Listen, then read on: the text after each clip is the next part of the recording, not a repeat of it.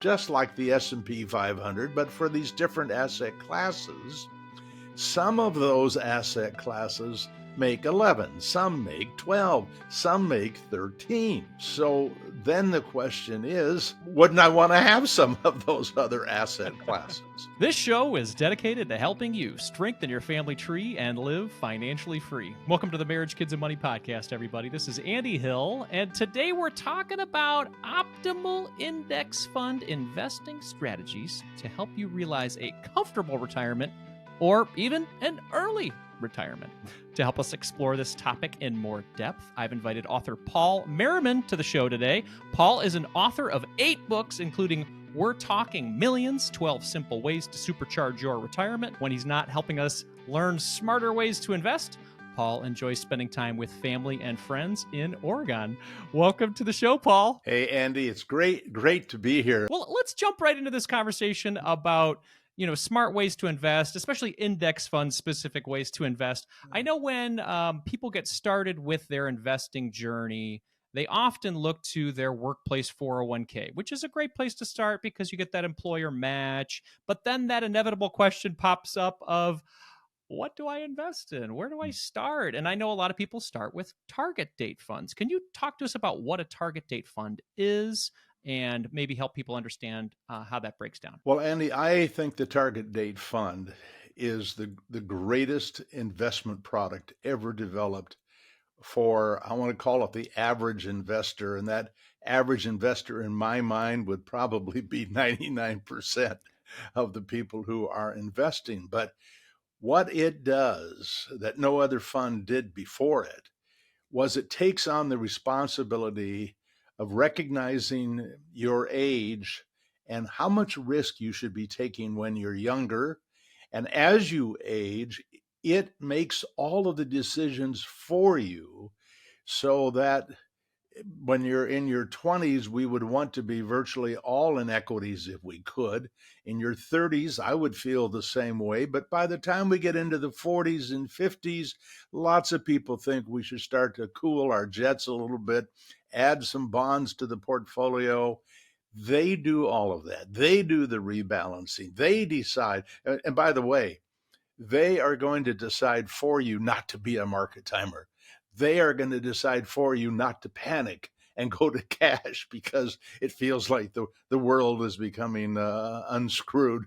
Whatever that thing is that might get in your way, they take care of it. And by the way, Andy, that's really very similar to what a pension fund used to be like. We would go to work, money was put aside for us. It was our money, but we didn't have a chance to decide where it went. Pension trustees decided they need to have this money later in life. Let's do the right thing when they're young, when they're middle, when they're old. Target date fund does that all for you. And if you think about that, that means one fund for the rest of your life. And I mean, until the day you die, they will take care professionally at a very low cost your investments. So I am a huge fan. Oh, and one more thing that just takes it over the top. Wharton did a study of 1.2 million 401k plans, investors at Vanguard. And what they found is the people who didn't use any target date funds and did it on their own, made their own decisions, what to be in, when to be in, and all of that. That versus the target date fund people, the people who were all in target date funds, there was a 2.3% difference in return to the advantage of the target date fund holder. That doesn't surprise me because every study we've seen shows that if you let people do it themselves, so many of them, not all of them, but so many of them will respond just the way that people expect, and they do the wrong thing. The target date fund is guaranteed, doesn't, by the way, mean you guarantee the return, but guaranteed to do the right thing based on everything we know about the past. Yeah, especially the keeping you in the market part. We've had a lot of crazy events over the past 20 years, even the last 5 years, that have rattled a lot of people, and having that stability or that I guess, forced connection to the market can be a really great thing. Now, we talked about a lot of the pros of target date funds. Are there any cons in your eyes? Well, there are, but it's not so much a con as the realization that it's built to go up the mountain at the slowest hiker's speed. So they're conservative, and because they're conservative, like for example at Vanguard, they have 10% in the portfolio in bonds when you're a 20-year-old. That's wrong. We don't want any bonds in the portfolio when you're a 20-year-old. As a matter of fact, when the market's going down and you're a 20 or 30-year-old, you want to have all your money going into equities at lower prices. That's to your advantage, not to be in bonds. And by the way, a 10% position in bonds is not going to protect you from any big market decline. So that's one area where there's a weakness. Some, like BlackRock, have eliminated the bonds in those early years. So it's not one size fits all from every provider of these things. They build them with their own view of what's in the best interest of the investor. The other thing that is an extreme weakness based on the last almost 100 years of investing evidence is they have very little value in the portfolio and very little small cap value. And that's a big part of the educational process I'm committed to, is to make sure that people understand there's a legitimate reason why they don't have it in there, but there's a legitimate reason why you should have it in that in your portfolio. So we've helped people broaden their exposure, but that target date fund is the base. Absolutely. Well, let's talk about that two fund portfolio that you've talked about in the past, how it takes the power of what's going on with a target date fund, but then gives it a little boost so we can get to that goal line or that retirement date sooner or in more comfort. Talk to us about the two fund portfolio. Well, it's the work of Chris Pedersen, who joined our organization, another retiree, in 2016. And one of the things that he noticed was the things I was recommending were way too complex. And Chris wanted to simplify things. And so he came up with this idea of combining a target date fund with some amount of small cap value. It could be a very small amount. It could be actually it could be half of your portfolio. It kind of depends how old you are, how much risk tolerance you have. But that addition of that small cap value can add 0.5% a year to your return. So it becomes a big deal. Now, the good news is there's almost 100 years worth of evidence that shows that this is in your best interest to do this. The bad news is you can't buy the past. And so Yeah. you are, as we do with all investing, it's a faith-based industry. None of us can know what is going to happen, but at least based on the past, just that a small, even 10% is worth doing. And like you say, Andy, every extra 0.5%, that's going to help you get where you're going sooner. And then when you get there, you're going to have more than others who didn't do this. At least that's the view that I have. And so it's a smart thing to do. And fortunately, there are a couple of free books that teach you how to do that. So my hope is we can talk a bit about that at some point. Absolutely. Absolutely. So I'm thinking effort right now. So with the target date fund, like Mm, almost zero effort, like you yeah. buy it and you go all the way until you're in retirement and beyond, right?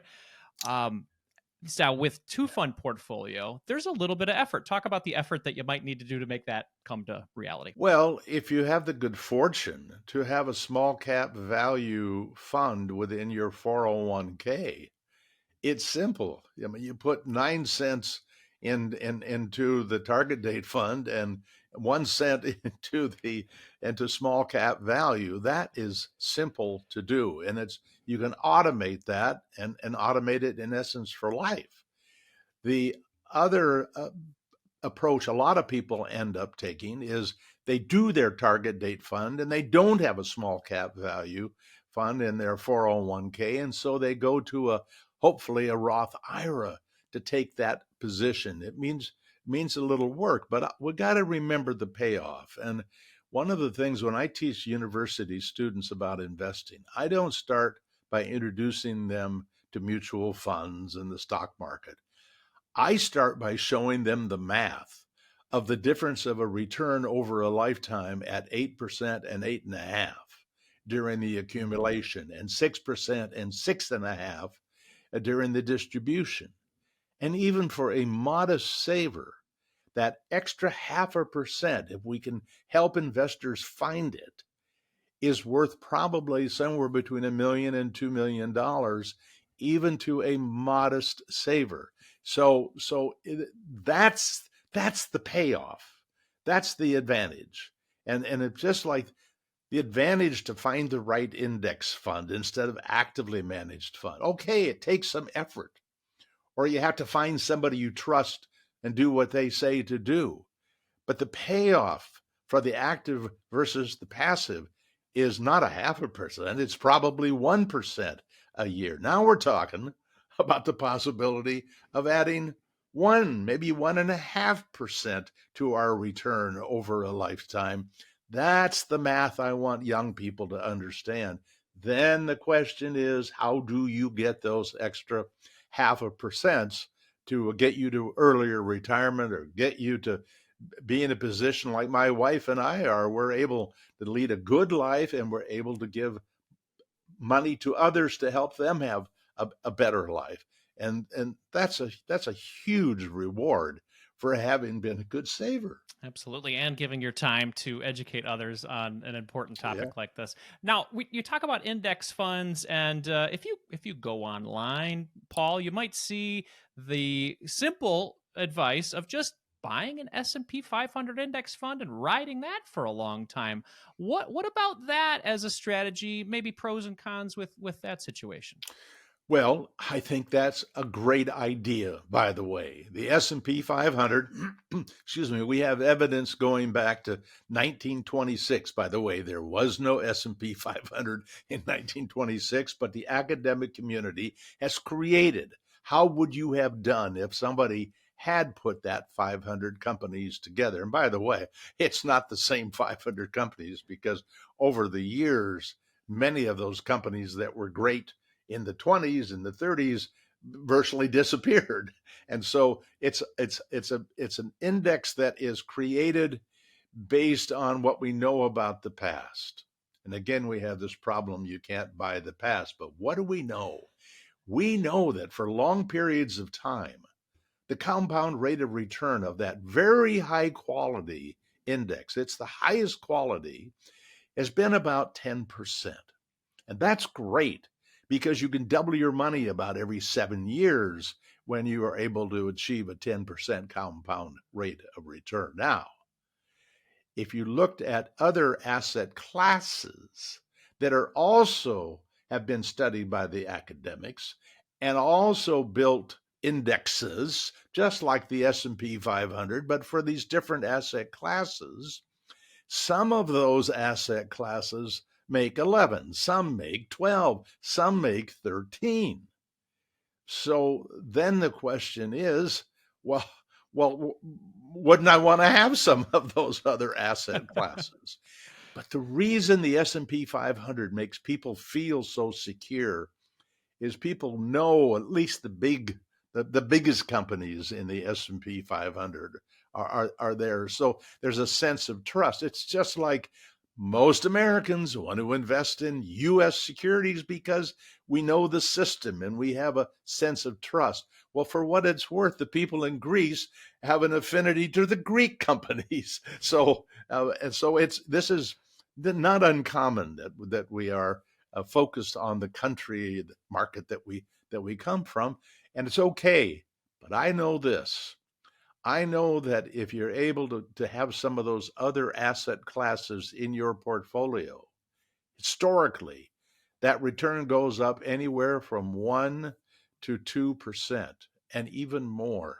And if I could help a young person in the equity part of their portfolio make an extra 1 to 2%, and then I would be able to also say, and actually not take more risk. I mean, this is the part that is so amazing is that as you add these other equity asset classes, that it does not increase the risk by any meaningful, measurable amount. And you can say, well, how could that possibly be? Well, think about the S&P 500. The reason we feel comfortable with it is because there's 500 companies, not one. And some of them are going to fail. We know that from the past. So diversification makes sense. And the academics teach us that diversification amongst different equity asset classes is actually more impactful and more meaningful than whether you have 100 or 200 or 300 large cap growth companies. So it's all there for the taking. And what's new about it, Andy, is what we've discovered over the last 60 years. I am 80. I have been around this industry since the mid 60s. When I was a first time investor and came into the industry, there were no load mutual funds, or there were a couple, but people paid 8.5% load to get in. Everybody believed in active management because there was no such thing as an index fund. We didn't have ETFs. We didn't have target date funds. We didn't have low cost funds like we have today. In fact, Andy, investing has never been more efficient, never been as client centric as it is today. That's the good news. And I'll end with the bad news. The bad news is there are a lot of really evil people who are trying to get you to do something with your money that is not in your best interest, and they are masterful at getting to us.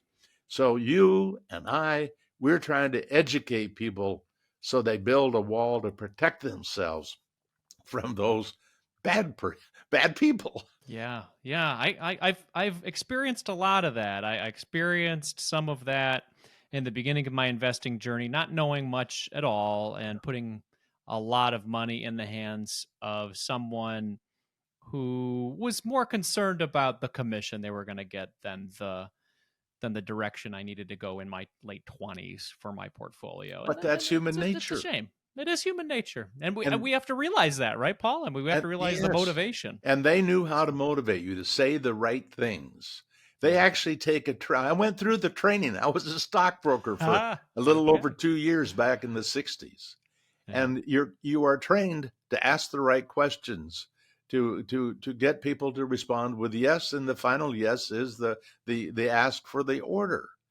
And it's not that it's evil, because it's part of the process. But what's important here is never has education about investing been more important, because pensions are not going to be a way for people to have money. Social Security may not give us what we're going to need. And so we're on our own in a way. Let's make sure that we're acting in our own best interest. I love it. Yes, I am a son of someone who has the pension. Very jealous of what he's got, but I'm very, very happy for him, Good of for them. course. But I need to make my own pension. So let's talk about how we can modify this portfolio and talk about your fund portfolio. This is getting slightly more complicated, but again, not too complicated for people who are going down this path of DIY investing and realizing that this can be done well through index fund investing and automation. So talk to us about fund. So let me talk about a 2 fund and a 4 fund strategy. A little Sure. different 2 fund strategy than the target date fund. Let's just look at investing in individual ETFs, exchange traded funds or mutual funds. The two ways you can do it and get almost the same long-term return. Go back to that 10% return from the S&P 500. you could actually build a portfolio that combines the S&P 500 and small cap value. And let me suggest something radical, that you have half of your money in the S&P 500 and half of your money in small cap value. Now that combination has historically produced about 2% more than the S&P 500. And here's the part that's fascinating, that if you look at all of the negative years since 1970 for the two fund strategy and the S&P 500, and you added up all those years that they lost money, because they did lose about 25% of the time, the S&P 500 lost more than the combination. And how can that be? Because these two equity asset classes don't go up and down together. And there are years small cap value does really well and the S&P 500 actually loses money. So this is magic when you can put together two asset classes. Now, if you used four asset classes, and they're easy to identify, the S&P 500, large cap value for 25% each of those two, 25% in small cap blend, that means some value and some growth, and 25% in small cap value. Those four funds over the last 96 years have made 1.8% better than the S&P 500. And here is what is so absolutely marvelous is we have what we call a quilt chart that you can see the returns 1 year at a time since 1928. I love numbers. And you can compare those four different asset classes 1 year at a time. What was number one? What was number four? And you'll see this amazing difference from the top to the bottom. You have to ask yourself, is that the same stock market? How can one be up 22 and the other one's down 7? Well, that's the way the market actually works. And people need to understand that volatility, that randomness. But the four fund strategy, never at the top, never at the bottom. Basically, hanging right there in the middle, because it's the average of these four great, long-term great equity asset classes. And so instead of having something that's bouncing all over the place, you could, in essence, you could select the one that is close to the middle.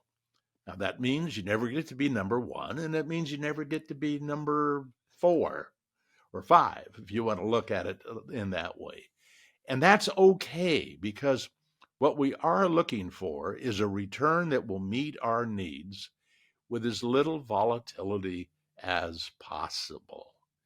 And the only thing I can't stamp on that comment is the word guaranteed. Absolutely.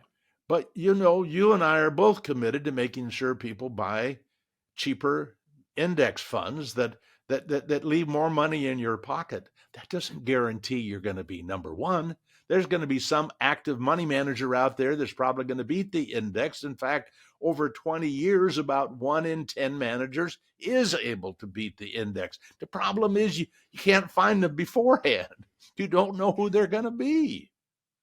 So I know that we're both on the right path. The question is, how do we reach people? You're reaching them. And how do we present the information that they get it? Not from I'm not going to say I'm not a salesperson, but I have no income generated out of the work that we do.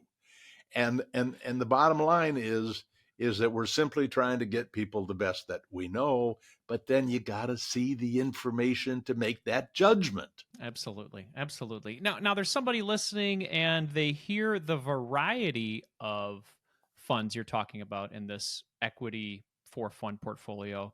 And they're thinking, well, what about just buying a total stock market index fund, Paul? Isn't that the same thing? Can you tell us why it's not, or why it is? Well, I can tell you why it is. In fact, the actual return, again, done by the academics, of the total market index going back to 1928 is a little bit under the S&P 500. They're virtually the same investment over the long term. And the reason they are is because they are cap weighted returns. And so the very big companies in both the total market index and the S&P 500 are driving most of that return that you see every year. So either one of those are fine. But and what, of course, the total market people will say is, well, yeah, but we have some small cap value and we have some small cap growth. What they don't tell you, and they know, is that historically small cap growth has been a lousy investment and has compounded at a little over 8 versus about 13 for small cap value. Okay? You put those together, which they've done, you have eliminated the advantage of small cap value. And so what happens is you end up getting a return that's virtually the same as the S&P 500. If they would just build that total market index so it didn't have any small cap growth, it would improve the return of that portfolio.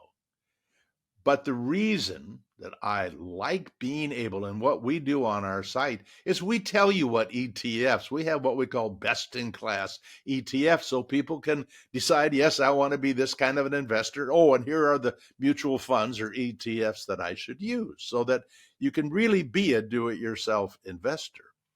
But the reality is that even when you talk about small cap value, there's a huge range in small cap value funds. A lot of people don't know it, but there are 6 major indexes that call themselves small cap value. And the difference in return over the last 15 years, on average, is 2.5% a year. Well, that tells me somebody Wow. needs to spend some time to figure out, why did some end up towards the top and some ended up towards the bottom? Yeah. That's not true with the total market index or the S&P 500. They're all kind of the same except for what the expenses are. But it is true about these asset classes that the portfolios are put together in different ways. And that means they have different long-term rates of return.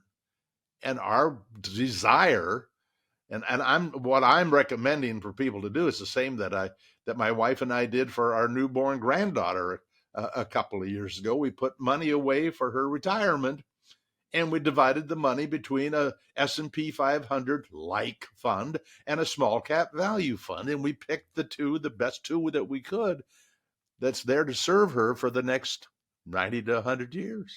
I love that. I love that.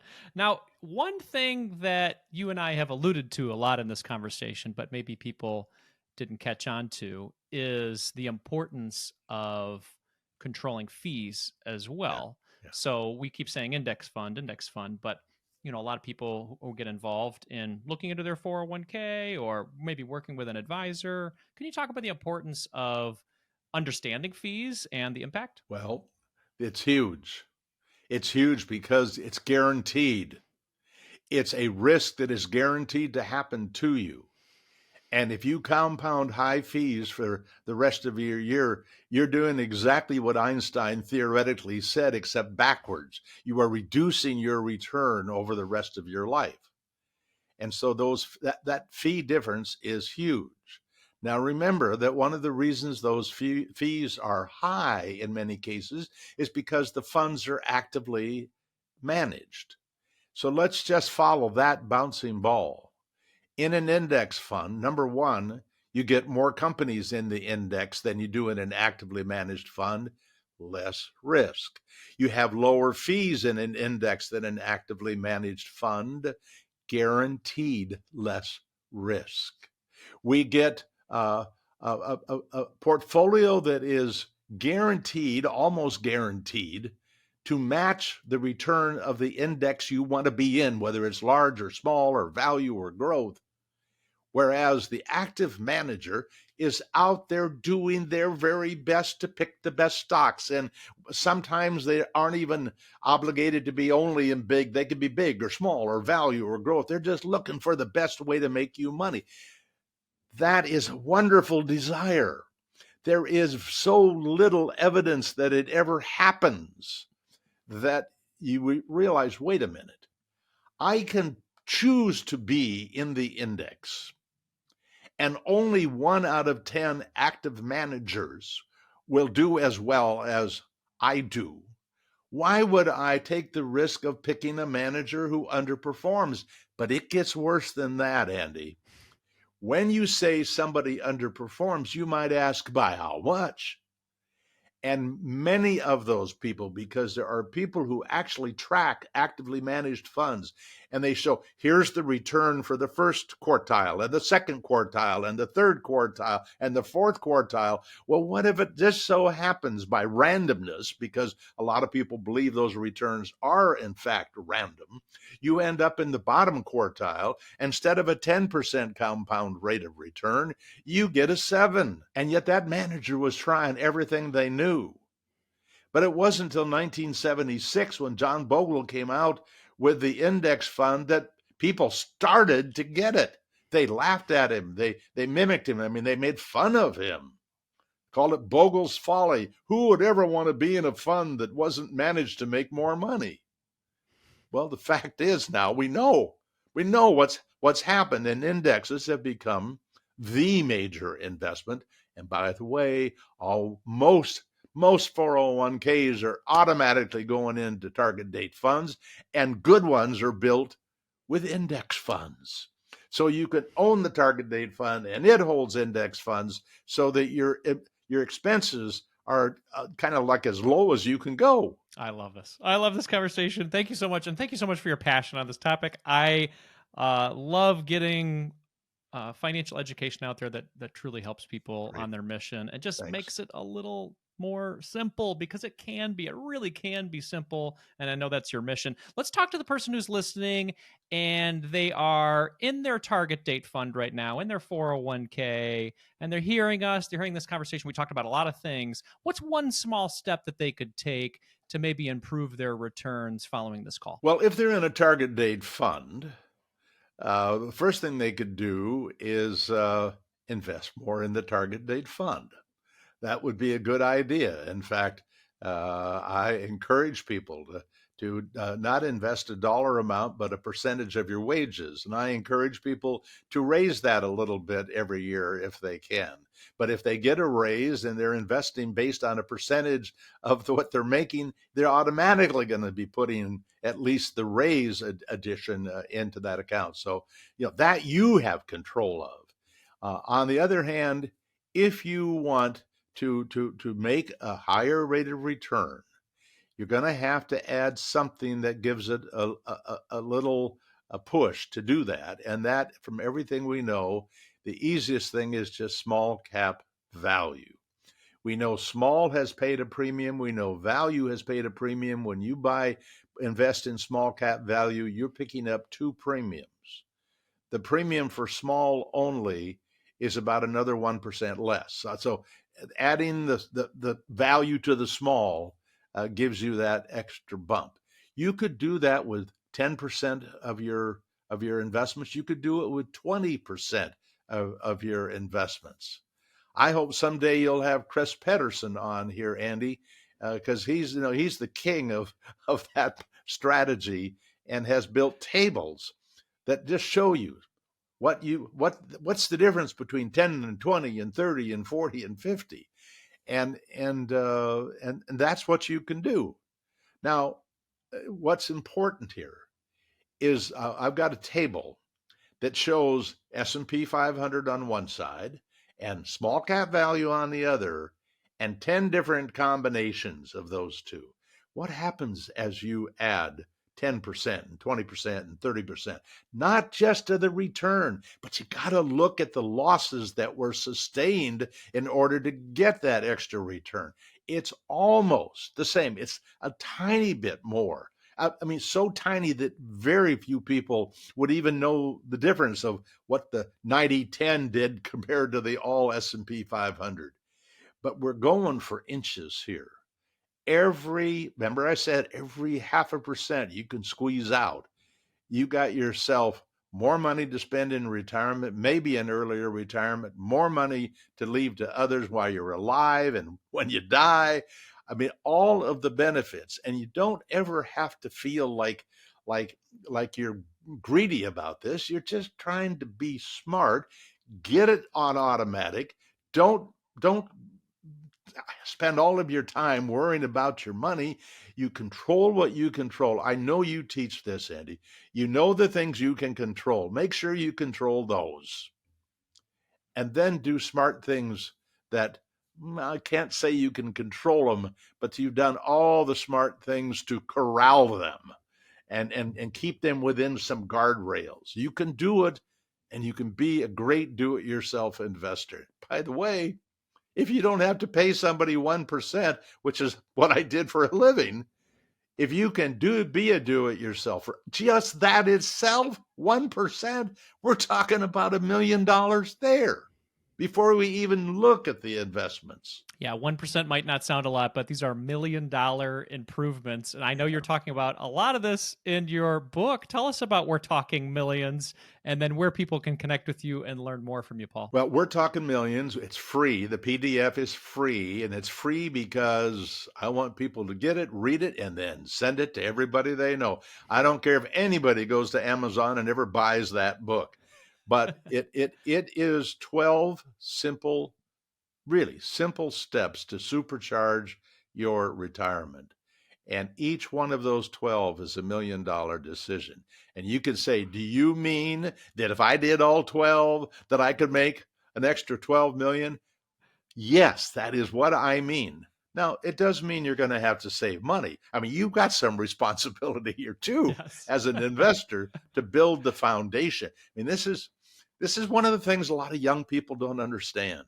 When you start investing, you're starting a business, and you are a partner with the market. And if you look at the first year, how you did and how the market did, I don't care what the market did. You are the heavy lifter. You put in $1,000 and the market went up 10, maybe. Okay. And the market, what did it matter?